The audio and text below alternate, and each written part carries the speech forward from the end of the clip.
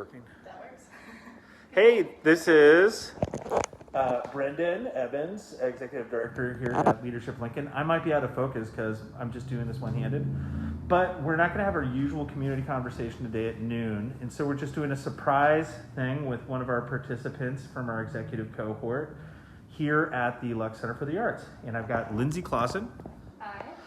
And so we're just going to try and make this work, and we're going to kind of give you a tour of the Lux and look at a few of the murals, just a teaser, so that you'll have to come check out the rest. So where are we right now, Lindsey? So right now we're in the LUX Center for the Arts main building.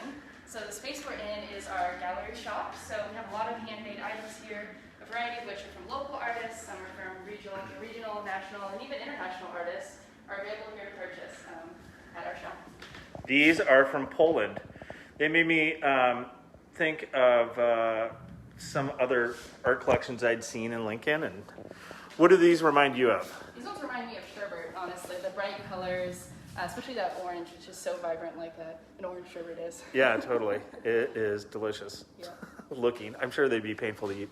And who are these from? This top artist is actually brand new to the shop, so I'm going to look at the name. It's kind of interesting. Yeah. Last name is Asbury. I apologize, I don't know the first name of the artist. That's all right. We get new stuff in all the time, especially in first Friday of November is when we have a big influx of new inventory. Mm-hmm. There's a lot of things to see then for our gifted show. And the proceeds from the gift shop go to help support the Lux? Yeah, everything that you buy here at the Lux, actually half of it goes back to the artist directly, and the other half helps supports our programs here, because we're a nonprofit organization. Wow, that's awesome. And then you guys have a gift thing coming up for holidays, right? Yes, yeah. First Friday of November is when our Winter Holiday Gifts exhibition opens up, and so we expand our shop, not just in this space, but also our main gallery kind of across the hallway here. Cool. Well, let's take a quick look here, and then we'll go check out the murals. Great.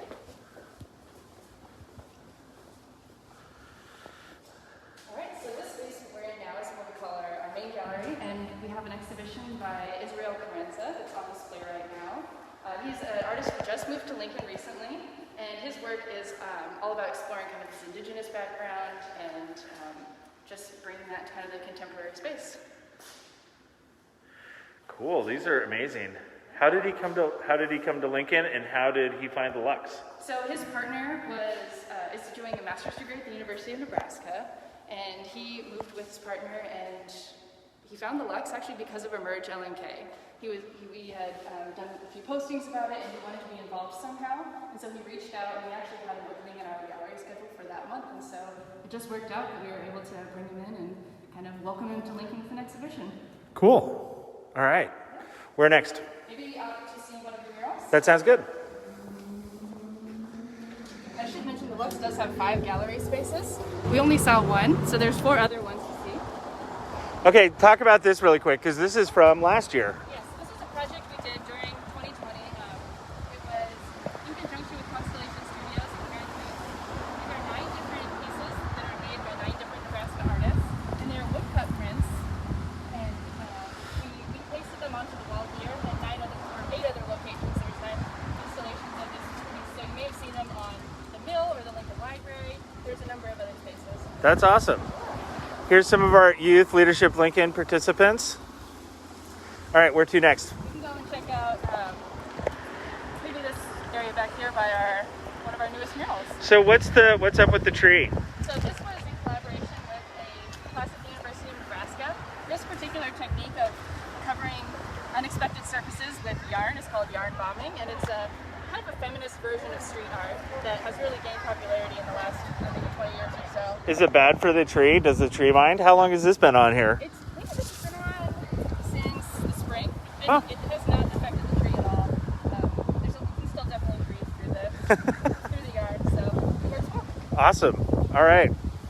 Continue. I got distracted. Oh, wow. That's quite a reveal. Yes, this is one of our newest murals.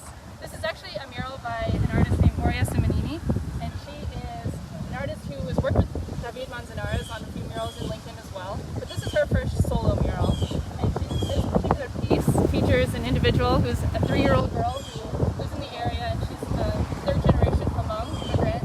And we have a great photo of her in front of her mural. So we really Oh, that's awesome.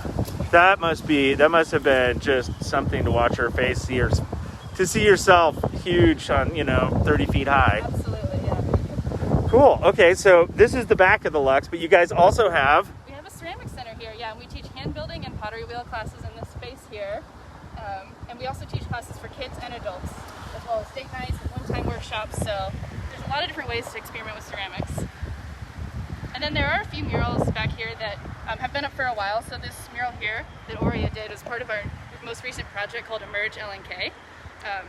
And these murals over here are by an artist named Focus Smith, the woman here, and then the Lakota Star over there. Uh-huh. And Focus is an artist from South Dakota who was in a Springboard for the Arts workshop here at the Lux. And while he was here, he painted 2 murals, which was amazing. It was only a few days. Wow. And we actually invited Focus back, and he did another mural over by the Jerusalem Bakery. Cool. As part of the EMERGE project? Yes, as part of EMERGE.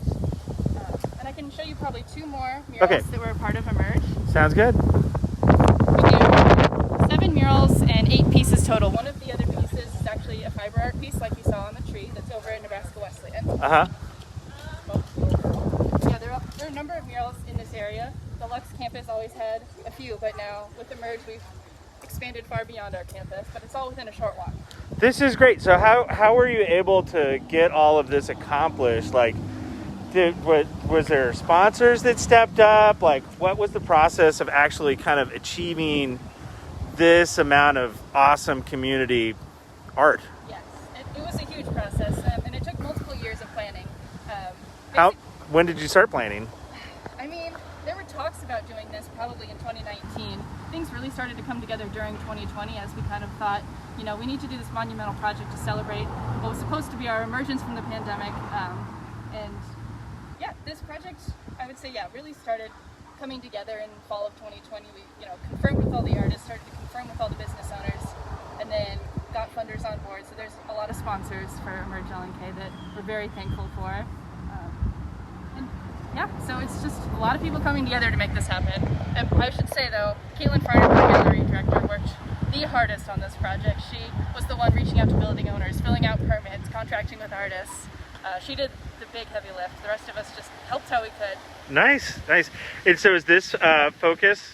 No, this is Focus. Is this Focus? Focus is on Jerusalem. Yeah, okay, so we probably won't see that one. This one, who is this then? So this is an artist from Brazil named Eder Muniz. Uh-huh. And he is actually kind of internationally known. Actually, Eder and Ana Marietta, this other mural over here, are both internationally known mural artists, and they're in textbooks about street art, and they're very... Were they here at the same time making their murals? Yep, so EMERGE was a mural festival, so all of the artists were here at the exact same time working on their pieces, with the exception of the fiber art piece. Did it kind of create a conversation? Did they know they were going to be across from each other when they came up with the idea for their mural? No, not necessarily. There was some cross-pollination though in terms of ideas. That Eder and Anna they're kind of artists who make a plan and then they stick to it. But then another artist we had named Sean Dunwoody, who's over by the post office on the VFW building. His piece definitely came together based on all the other murals. So if you check out Sean's mural, each element in his mural is actually pulled from one of these other murals during the festival. So he was kind of tying it all together with one mural. That's awesome. Okay, well, let's try and walk over to Jerusalem then. Oh, okay. Or here, you can talk more about these. Yeah. These are, the scale of these are just awesome. Yeah,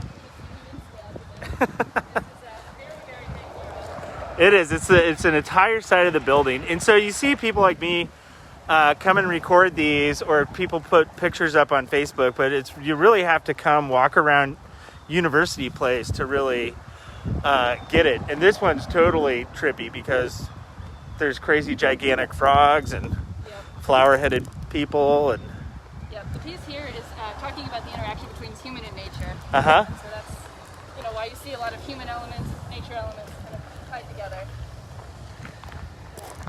Focus's mural, we'll have to kind of walk along 40th Street for a second. Yeah, that's fine. So you can see it from across. So when did you start getting involved with the Lux? Oh my gosh, I've been involved with the Lux my whole life. I'm a Northeast Lincoln resident. I grew up just a few blocks from the Lux. And my kindergarten class took a tour.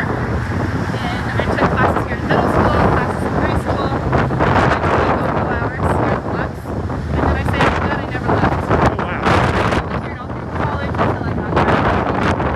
And then I also did an internship. Yeah, let's walk over there and then we'll head back. And so how has the Lux changed? I mean, you've kind of seen its whole evolution because it was a lot smaller, didn't have quite the same kind of stuff.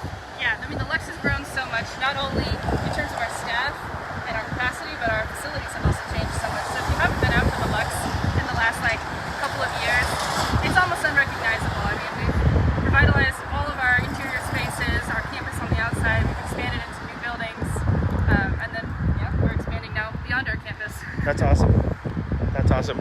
So what's your favorite part about working at the Lux?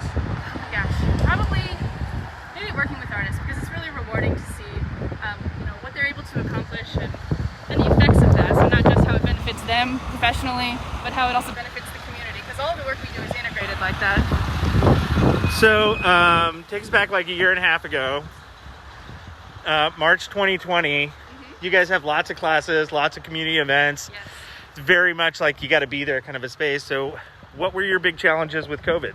Oh gosh, so our challenges with COVID, we're just trying to find ways to meet our mission while still being able to keep everybody safe. So, obviously, March 2020, we canceled everything, and we didn't really start bringing back our in-person programs until June about. But we did do a variety of things to serve people in a socially distanced way. We sent home art supply kits. We got our community art alley, which is between a couple buildings, up and running, which was a safe place for people to come and express themselves on the walls. You had like the drive-through installation. Yes, so that happened in August of 2020. Yeah. We had an art safari, which is actually getting a Mayor's Arts Award. Congratulations. It was a drive-through arts experience. We were sort of inspired by the actual drive-through safari on my Ashland. Trying to think about how we could do something like that here. And it also kept our art able to make that project come to life. That's awesome. So what were some of the successes? Like clearly we're looking at one. Did the COVID give you a little bit more space to kind of have this project come together, or talk about your successes from? Our successes were varied. I mean, because we had to reinvent everything, we approached everything with a fresh perspective. So reinventing how we did our summer programs, we started to do private lessons instead, and private lessons were a huge hit. Having the time and space to start to make this mural project come together also happened because we weren't planning our fundraising auction. We weren't planning the kind of big things that normally would take up a lot of our time. And I also have to say we got a couple of PPP loans, which helped a lot too. Yeah, excellent. Well, that's such a creative way. I would expect nothing less from the Lux. But here, talk about this real quick, and then we'll kind of head back to Lux. Yeah, so Focus is a Lakota artist, and kind of theme of this mural is healing. So you'll notice that there's a Lakota star on the heart there, which I don't know if you know this, but when Native American people are sick, they'll sometimes put a quilt with the Lakota star on I didn't know that. to help bring good health and good healing. And there's also some other elements. There's cedar and sage, which also have significance. All these murals are best seen in person, and you can also drive around and see them all. But walking up and seeing them, you can also see the detail even more. So, like walking up to Focus's mural, you can see all these small elements included. But we also do have plaques on each mural. There's a QR code where you can scan and go to our website and check out more information. That is awesome. And so what's the lifespan on murals like this? Like how long before the weather starts to? It'll depend a bit by mural, because the murals that get direct sun all day won't last quite as long. But we know for sure that all these murals will be up for a minimum of 5 years. We have contracts with the building owners. Yeah. But honestly, one of the murals that was in University Place had been up since the 70s, and I imagine ours will probably last, over 40 years as well, assuming that we're going to put UV coating on them and make them last as long as possible. That's amazing. So the University Place business owners and property owners, were they pretty on board with the project? Yeah. Was that difficult getting them to have their buildings painted? There was definitely challenges with it.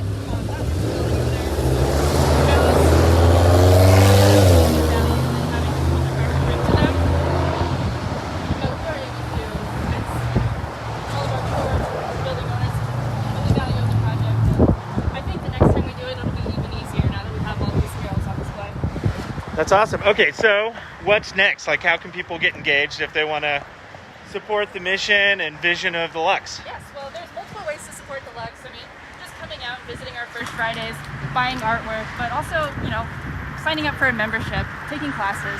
Memberships give you discounts on classes and membership as well, so it's all kind of integrated like that. Cool. Excellent. And so what other events do you have coming up? Well, I mean, we have multiple First Fridays. Next week? Next week, yes. Oh my gosh, time's been flying. Aside from that, we're going to have some mural tours. There's going to be a once a month free mural tour. We haven't got those posted yet, but that'll be coming soon. And then, aside from that, there's also going to be some like mimosas and art opportunities once the gifted show is up. And our fundraising auction is going to be in April, so there's a lot of ways to come out and check us out and support us. Cool.